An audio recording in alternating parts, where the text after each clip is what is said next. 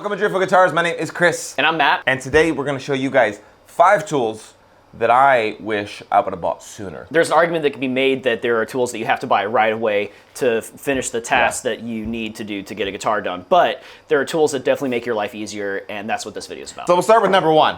And we've talked about this a lot on our channel. There it is. There it is. This is the pattern maker's vise. Backstory on these pattern maker vices. I bought one of these early on in my guitar building career. Yeah. But the funny thing is it was before we did the shop remodel. We had our main workbench over on this side of the shop, and it sat there and it held. Do you remember it held the extra workbench? Mm-hmm. So in its jaws for pretty much permanently for years, it held this like 2-foot by 2-foot workbench that was up higher that we could use. And one day I took it out of there and I started actually using this for what it was meant for, and I'm like, Matt. So this thing is awesome just because of the articulating head on it. You can fit headstocks in there easily. You can fit things of all different shapes and sizes. If not the most used tool in our shop, definitely top 5. Just work holding's everything, you know? So you can get by with any old Harbor Freight vise, but you don't know true happiness until the day comes where you have the articulating heads and you go to put something weird in there and you don't have to make a jig to hold something. It's great. These jaws are so soft and nice that, to the chagrin of much of our YouTube audience, you've seen me put full guitars, including a pre-war Martin, in a vise via its headstock. But you start to trust these things so much, and you don't damage finish. It holds really well. It's really quick action to open and close the jaws. We're going to put links to all of these down below. But remember, folks, this is a StewMac one. There's pattern makers vices all over the place. If that's something that if these aren't available in your country, just type in pattern makers vice, and you'll love them. I'm just gonna tear up my workbench. Let's talk about these guys. The ultimate scraper. Had scrapers, had classic card scrapers, cabinet scrapers, which we don't have out here, but those are just like flimsy pieces of spring steel, different thicknesses that you put a burr on, and then you're gonna use them. Look at that, we can take the glue off. Nice. And they work really good, but these things are they hold an edge a lot longer. And the downside to these is there's no flex on them. So you wouldn't use them in the way that you would use a traditional cabinet scraper where you're bending it and getting like almost like a compound radius on the inside. But other than that, I haven't used a traditional car scraper in years. And Matt uses these all the time as well. I love these. Actually, funny backstory, real quick anecdote. I was playing at a Celtic festival in Central Florida, and as I'm wont to do, I'm talking with people, and this guy, I don't think he had ever been on YouTube in his life, but we started talking, and I said, well, my day job is I'm a luthier. You're a Lutheran? Yeah, Lutheran. But anyways, he proceeds to tell me, he starts giving me all this advice, which I love. I love that about this community. I love whenever people want to offer me advice. But I don't think he knew the level that I've been doing this for like 3 years now, almost. So he proceeds to tell me, he's like, son, you're going to want to get yourself a good scraper. And I said, oh yeah, no, like I love scrapers. Like I use them all the time. He's like, and he's like, no, don't argue with me now. You're gonna want to get yourself a good scraper. Yeah. I don't know why. Yeah, I kept trying to hang on, let me save you some breath. Yes, I love scrapers. Finally, I just let him kind of go on about how great scrapers were. I was like, thank you so much for sharing this information with me. I really appreciate it. Anyways. I literally used these yesterday. You've seen in my previous videos how I laminate my sides, and when they come out of the vacuum bag, they're all covered in epoxy. You take a traditional scraper and you try to do that, and you're going to have to resharpen it like every 5 minutes. These I sharpened once at the beginning of it on an angle grinder. Just go to work, and it's totally fine. They're so good. They come in 2 different versions. These are their round, that's almost like a French curve kind of a shape, which is nice because you've got you're flat here, but you have several different radiuses here and another radius there. And then they also make one that's just traditional square, so you can get into corners. I use these all the time for cleaning up glue between my braces on my acoustic guitars. Not super cheap, not expensive, well worth the money. Buy them. And 2 years from now, every time you use them, you'll say the same thing. I wish I would have bought it sooner. Yeah, these guys. Good. They're just good. These are... if the pattern maker vise is maybe our number 1 used tool, this might be number 2. Yeah, and I find more uses for these all the time. Several people make these.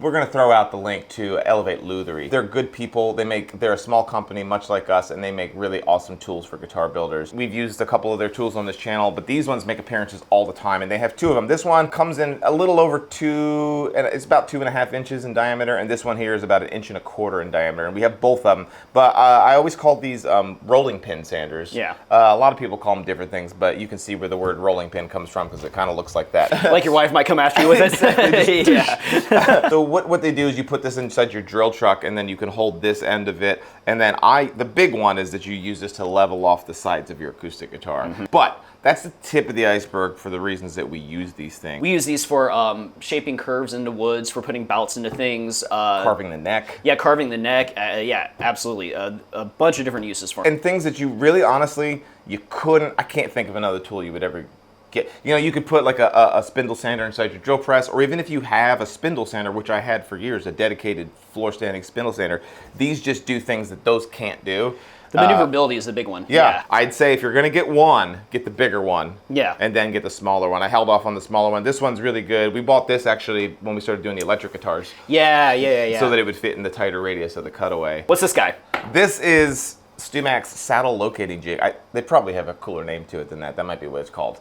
Who are we to tell them how to live their lives? This is a tool that does one job, and one job only. So if you don't build acoustic guitars, this does not apply. But if you are building acoustic guitars, maybe not for your first guitar, but for your second one, splurge and get yourself this tool. What happened to me on my first several guitars, my first several acoustics, I had some serious intonation problems. Like, bad enough that I ended up having to make a whole new bridge for it. Oof. The whole thing, like, it just was terrible. Yeah. And the reality of it is because I didn't have a way of getting my saddle location super dialed in. Repeatability. So many people have issues or questions about compensation. If you don't know what I'm talking about, it's a thing where you compensate the angle of the saddle of an acoustic guitar so that you get good intonation across it. There's math involved to get the correct compensation. The nice thing about this is it's got the compensation built into it. Once you set it one time, from the rest of the time, from there on forward, this has now been like 15 years it's been set in this situation. You just moved it. What No, are you doing? Not this part. 15 years gone down the drain. Yeah. The way that this works is that you actually line up this upper section here with the nut right at the edge of the fretboard. You lock this into where the 12th fret is. You take the whole thing, pick it up, spin it around, and then these two little prongs here at the end are exactly where your saddle location needs to be. Cool. So it takes like 2 seconds. And if you're doing a guitar that's, 25.5-inch scale length, and then you're going over here and it's 24 3/4, like it just takes 2 seconds to make the adjustment. It's foolproof. Like you can't mess it up. I can find a way. Oh yeah. This is a sub $100 tool, and if it saves you from messing up on your prized guitar that you've worked so hard to get finished, just get the tool, man. And you'll have it forever, and you'll never regret it. I promise. Should have bought it sooner. You should have bought it sooner. All right. Just files on files on files. This is proof that we're picking the correct tools, because every time Matt pulls a tool up, I'm like re-excited about it. I'm like, yeah. I'm excited about these too. I'm new to appreciating these, and it's really just through my own ignorance. But there are 9 times out of 10 where I'm trying to do something, and Chris is like, "What are you doing, dude? Like, just go get a razor file." I'm like, "Oh yeah." Well, and what you said is so true about these things. So on face value, you look at them and you go, "Oh, they're just another file that's out there." But the reality of it is, they're called razor files for a reason. So the teeth on these, they're like miniature razor blades. These are like a whole bunch of miniature scrapers. You think it's kind of like thousands of little miniature scrapers all attached to a piece of metal. And boy, if you got it dialed in right, you can just run this across a piece of wood and it's perfect. Like no sanding is required. It looks beautiful. Yeah, that's my favorite part about it, is that I think that's whenever you told me about them, was I was trying to do something and I was sanding this place and I was taking it to, like 400 grit or whatever, and you're like, dude, just use a razor file, and I did, and it cut out so much work. And it had a way better finish than I could ever get with sandpaper. So when you're carving the neck, I'd recommend that you get just the large flat for your first file. If you're going to get one or two, get the large flat and the large rounded. But what we have here is the whole set, and we find so many uses for them. We use them all the time. The little guys are super good for doing like the headstock to neck transition area. That's probably what I use these most for. I just use this dude for cleaning out a binding channel. Yeah. Honorable mention, obviously, the video is 5 tools. We got the 5 tools, but there's one that we felt like we would be remiss if we didn't just throw it out there into the ether. This is not really a guitar making tool, but we do use these every single day. And we get emails from folks all the time, so I'm glad that these are making the cut. Sure Shot. Milwaukee sprayer, they're called Sure Shots. Yeah. We get these on Amazon. We've got 3 of them.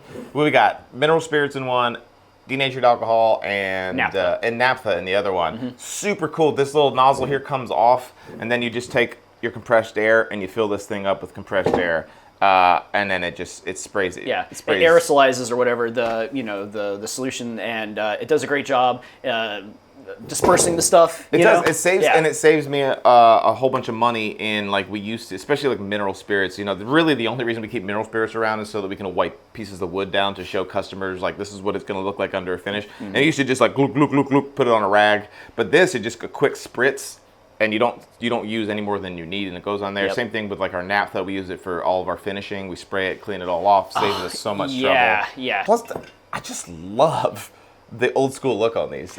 Okay, we're both kind of a sucker for like a tool that looks good too, and these are just they're fun.